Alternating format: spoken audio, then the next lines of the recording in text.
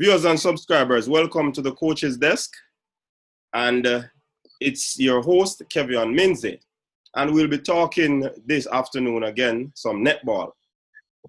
We have World Championship bronze medalist, two-time Commonwealth bronze medalist, and World Netball Series Fast Net, which is now Fast 5, silver medalist. Viewers and subscribers, welcome to Romelda Aiken. Romelda Aiken, welcome to the Coach's Desk. Thank you so much for having me. Was waiting my turn patiently. Say that again? I was waiting my turn patiently. Indeed. No. Can you hear me okay, or do I need to get some headphones? No, man, I'm hearing you clearly. Okay, good. Yeah, man, quite clear. Now, I want you to tell the viewers and subscribers, who is Romelda Aiken? Oh, God. I feel like I don't know myself when usually I get asked those questions, but I am Romelda Aiken. I am one of the Sunshine Girls, present Sunshine Girls. I'm also an icon down here in Australia. I play for Queensland Firebirds. Yeah, that's about it. I feel like I don't know myself, so I don't know how to answer that question. That's all right. That's all right. You played netball for Jamaica. How did that happen?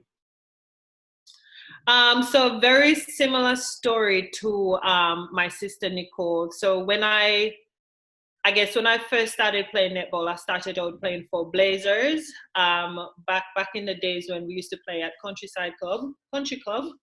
And I remember watching my sister playing, and I wanted to get out there and see what it feels like. At the time, Nicole was the goal shooter, and I started out playing at that club as a defender. I don't remember the name of my coach when I went to Central High School. He picked me up as well, and this is like later on when I was turning like probably 15, 16. So I started playing netball way later than, the normal. And by doing that, getting on to the school scene, I got picked up by Mr. Nevers, right? Which then switched me and my sister over to now me playing goal shooter and her playing defense. So it's a bit of a road, but we got there in the end. Definitely. Did your sister inspire you to play the game? Inspire you to play the game? I wouldn't say inspire. She definitely did. I mean, hearing her stories back when she used to go to school about, her schoolmates used to tease her and call her Bigfoot. And when we played netball at the country club, like they used to tease her.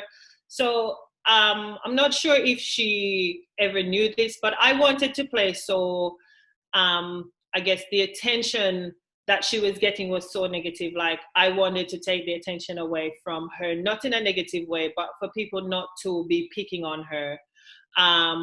So then I started playing, and obviously everyone started picking on me, but I didn't care. Like I knew where I wanted to go once I started playing netball, and I didn't care what anyone said.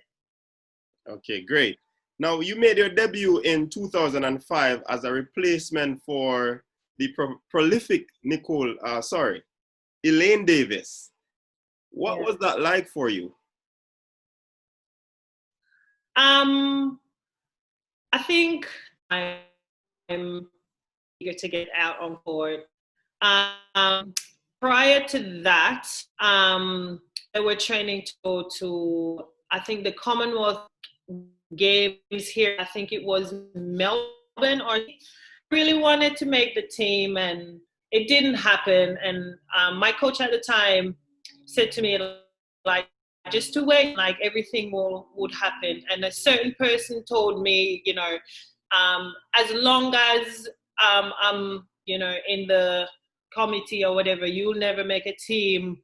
as long as I'm on it, because your work ethic pretty much isn't up to par as everyone else. And I was like, well, I'm training as hard and I'm doing twice the amount of work. I'm training harder than most of the girls that got selected. And I wasn't selected, and I took that on board really hard. And my coach, Mr. Never, said to me, don't worry about it. Like, your time will come. And that same year we had grand final. That was when Tivoli and Jamalco used to go like at it at the stadium. And not gonna lie, like that was like my best year. Not my best year, but my best game playing for Jamalco during that time, because I wanted to show the selectors that, hey, like, I'm a force to be reckoned with, not because I was pushed to the side, I'm going to stay there. So I guess the next year following after that, like the next World Championship, I was like, there won't ever be a team leaving Jamaica and I'm not on it. So I worked my butt off to ensure that when I get my opportunity, I'm going to take it with two hands. And that's when we were in New Zealand, Elaine got injured. And I was sad that I had to get my opportunity based on an injury. But Elaine took me under her wings, and she pretty much just like guided me like straight through from playing at Leader Robinson Court to playing at an international level. Like, she pretty much she helped me to get to where I needed to be. Yeah. Definitely. And we see where you have taken over and you have done extremely well in that position. Now, in the 2008, you signed for the Queensland's Firebirds to play ANZ Championship in Australia and New Zealand. How did that happen? So again, long story. When Nicole was talking about when she had to go to Lamar University to play basketball. Yes. In that same year, I got offered to go and play for a different club, TCU University, which is in Texas. So hold on there, Romelda. You were a basketball player as well? I wouldn't say I was a basketball player. I was just saying I was multitasking. So I got the opportunity to go and play as well. But at that stage, I was very much young, according to my mom. Mm-hmm. She said I was too young to leave home by myself. So Nicole had to get the same opportunity as I did. So she went off, and obviously she didn't like it. So I'm like, if you don't like it, I won't like it. And then in that same year, we had Netball World Cup. And the year after, we went to Star Search Camp, which is just me. I went to Star Search Camp. I got an opportunity to go. And I also got the opportunity to start playing netball in Australia the following January. So it was either I took on the school to go to America, or I come down here to Australia. Up until this day, like, Mrs. Bernard worked her ass off to convince my mother to allow me to go.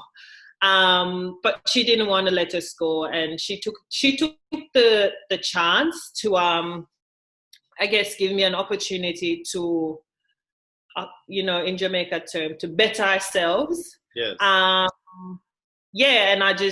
she finally let go. I had to do one extra year in Jamaica, which I love Jamaica, but to be honest, like, some people are like foreign bodies and, home bodies. Mm-hmm. I've never been a homebody. Like, I always want to go and experience different things, and I guess come back and talk about it. So she saw that this opportunity was not going to miss me, because whether she said yes or no, I was going. Made up my mind. I was like, I didn't get to go with Nicole, so I definitely want to go play netball, where at the time we were going through some financial crisis. I'm like, Mommy, this is another way to, like, I guess, put bread on the table, so allow me to go. And she took that chance, and I don't think she regretted any of it. Right. As they say, the rest is history. The rest now, is history. Romelda, in 2014, you became the first player to score 3,500 goals in the NZ Championship. What was the feeling like for you after reaching that milestone? I'm glad you're coming through with all these stats and all these, achievements that I've accomplished throughout my career. But for me, I don't know. I've never let things get to my head. So at the time when that happened, it was just another day on the netball court. Like, I don't know. Nothing much has changed. It's my job to score goals, and whether I score 10 or 15, like at the end of my role, and I've never actually thought about having that many goals before. Okay, no problem there. You are one of the longest serving member of that Queensland's team. How do you feel as a foreigner to serve that team for like about 12 years? I feel very old to start with. But I guess like from coming from, I guess, small Jamaica to coming to the big smoke or the big city, from day one, like the girls really, I guess, accepted me into the team and in their own families. And I felt at home. And I didn't have to worry about anything or anyone, trying to take my position. I just had to wait my turn for any opportunity to come. And I guess being in the team for that long, like I've seen the highs and the lows of, I guess, a successful team and a not so successful team, and the journey that we all have to take. But in saying that, I think I am very blessed to have and still have the opportunity to be able to represent such an amazing club. They look after me, and yeah, it's kind of like home away from home. So yeah, I feel very old. My time is coming up, so I'm just trying to make use of everything that I have now rather than wait until it's later. All right. Now, you mentioned how Elaine actually held your hands and taught you a few things. You're still a part of the national program. How do you impart some of that knowledge as one of the senior persons in the team to some of these youngsters? So I think based on what I've learned whilst playing for, I guess, Jamaica during that time, there were many factors and, I guess, people around me during that time to, what would you say, like drive my ambition, like the Nadi and other people, like they pushed me because they knew there was something special, and they've kind of like shaped me into being, I guess, like the hum success in is just something else. You don't worry about it. They've kind of like, I'd say, do the groundwork of what I am, I guess, today. And how I help the other girls is like whatever I learn here, whenever I go back to Jamaica, like I try to implement in my practice.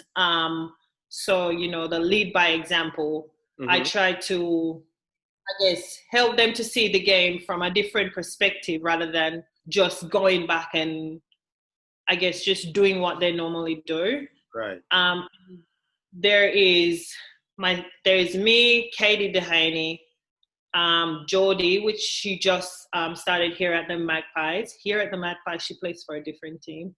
Janelle Fowler, who else is in there? Shamira, and a few other girls got selected over in England to play. So for me, no, it's kind of sit back and watch, but at the same time, I love the drive that these girls have. No, like it is insane. Like we're on another level. Our work ethic is like no other. Like we're just like a young bunch of girls who are like eager to go, and the opportunity that like 5 out of the normal 7 that usually starts, or a bit more, yes, have international experience. They're playing over here, so no, they understand like what it takes to win, what it's like to be in a professional environment, what is it to be like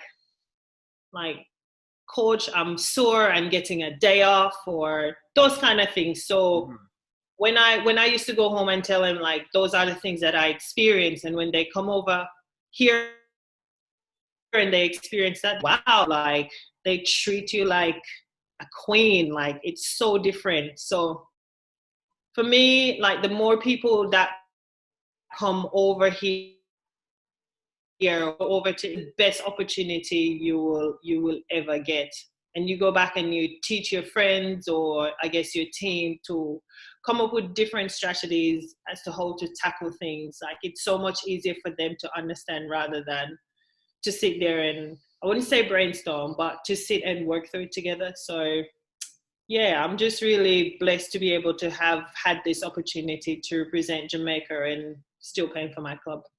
Awesome, Romelda. Now, you mentioned just now that you're getting old. Are there immediate plans to quit the national team, or you were just speaking? I don't think there is, but like for me, I don't want to leave the game paralyzed. Like I want to leave the game feeling like I've given it my all. And I think the finishing line for me is very much in sight. Like I had an injury last year, which is the first time I've ever been injured whilst in season playing netball, and that scared me a lot. So no, I'm in like recovery mode, and I don't know if it's because I'm looking prior to like being injured and having to do the recovery to get back to 100%, why I see the finishing line inside. But other than that, like this year I just want to enjoy playing netball, like get back to, it's never gone, but like to get back to the Romelda that I know and I feel like. So hence why those statements regarding the finishing line. Okay. Now, by the way, how is it affecting preparations and games down there re the COVID virus? Run, I want a box. So far, so we've had 3 months of just training on our own, whilst in lockdown. But we're starting. So our first game back, or the season, or the competition starts back the 1st of August. Okay. So we're still in, I guess we've got 5 weeks before our first game. So we're kind of like still in, I guess, prep/fitness mode. Okay. Competition will run, I think, the same way. Nothing much will change. It's only that it's been pushed back. Okay. Well, Coach's Desk understand that you are now an Australian citizen. Tell us about that. I think so. It kind of like one rolling into the other, because my permanent residency was, I guess, my permanent residency expired the same week as my Australian citizen test. So I was like, instead of paying the same amount of money to renew that, why don't I just, I guess, have a go at the Australian citizenship test? And I nailed it. So I'm pretty much half Jamaican, half Australian now. So yeah. Does that pose a problem going forward? Read netball? Well, I don't know. I have no idea. Like if the question you're asking, would I play for Australia? The answer is no, I wouldn't do that. They have a lot of talent over here, and I don't want to, I guess, take away anyone's opportunity to represent their own country. I'm happy playing for Jamaica. Like we've been through it all. So, and the girls we have now is just simply amazing. So never had a thought in my head to play for Australia. Awesome, awesome. I was hoping that you say that. Now, Romelda, it was a pleasure speaking with you. But before I go, there was this former Australian captain who once said, her name is Liz Ellis. I'm not sure if you're aware of her, but she has predicted that if you continue to do what you're doing for the long haul, you'll be one of the greatest netball player ever, undoubtedly. Do you agree with her? Because somehow I'm leaning towards her side. Like I said previously, like I've had a year where I had to sit on the sideline, and I guess mentally I was pushed to my limit. And I hated netball. Like I hated it so much. I didn't want to be around it. But there are a group of people who, I guess, you know, when you look in the mirror and you're like, I want to look at myself and see myself as a threat rather than seeing it as a defeat. And in that time, I'm like I can't do anything. My netball days is over. And then you get those people be like, bro, you are seeing, like, look what you're doing, look what you've done. Like, you've been so, I guess, good at what you're doing. And it's not until I got injured, I realized when I see certain things happening, I'm like, I can do better than that. So it's kind of like trying to build my mindset back up to when, I guess, I first played against Liz Ellis back in the days. For her to have that perspective on me, like I should be looking at myself like that. But I think over the time that I was injured, I have a rod or a steel going down my shin. So that's my injury that I'm recovering from. Okay. So I think when I look at that, and it pretty much taught me to, like, respect myself, respect my body, believe in myself. Like, you are more deadlier than you think that you are. So I think during that time, I've learned how to be patient with myself and just work on those little things. And yeah, definitely, I want to get back to my, I guess, 100.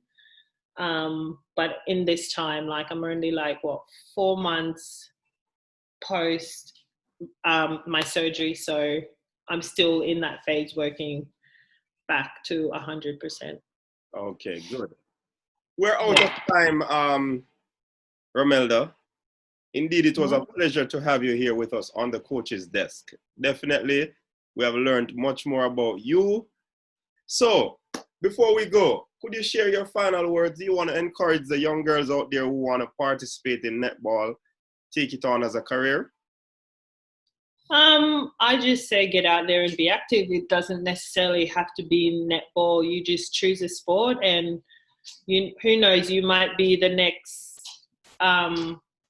amazing soccer player over in the UK. What's his name? What's the football Raheem player? Sterling. That one. Who knows? You might be, the next, Asaf Opel or the next Usain Bolt. Just get out there, have a go, and yeah, sport can take you to more places than you believe. So just have a go. Wonderful. Well said, Romelda. Thanks again for being here on our show today. And it was a pleasure for us having you. Enjoy the rest of your day. And we hope that we'll continue to keep the contact. Yeah, definitely. Thank you for having me. No problem. You're welcome. All right.